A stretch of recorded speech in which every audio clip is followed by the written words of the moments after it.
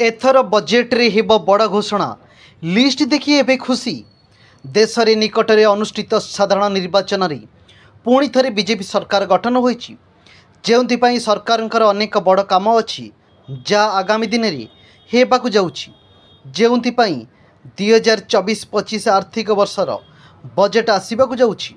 वर्तमान खबर रे कुआ जाइछि अर्थमंत्री निर्मला सीतारमण जुलाई 22 रे बजेट उपस्थापन करिवे। प्रत्येक विभागर आगामी बजेट उपरि बहुत आशा रही। प्रधानमंत्री नरेंद्र मोदी नेतृत्व में एनडीए सरकार गठन पर यह सरकार का प्रथम बजेट, तेणु यह अर्थमंत्री निर्मला सीतारमण समस्त सप्तम बजेट हेब। यह पूर्व अर्थमंत्री 6टी पूर्ण एवं 1टी मध्यवर्तीकालीन बजेट उपस्थापन करिसेंती। आयकर उपरे यही बड़ घोषणा करा जाई पारे।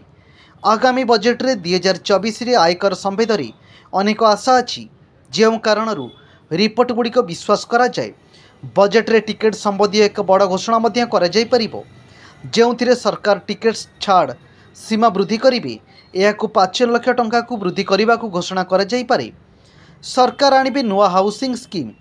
सरकारंकर द्वारा उपस्थापित बजेट 2024 रे सरकार एक नुआ गृह योजना घोषणा करि परिबे, जा अन्य अंचल रे घर किणिबा किंबा निर्माण उपरे गृह ऋण सुधरे रियायती दे पारे। घर ऋण सुध उपरे सरकार 3 ରୁ 6% पर्यंत एक सुध सबभेन्सन स्कीम आनीपारे। आसतु कहवा जे नुआ योजना रे 50 लाख टंका मूल्यर घर उपरे सुध स्कीम दि जाई परिबो। प्रधानमंत्री किसान का टंका वृद्धि करा जाई पारे।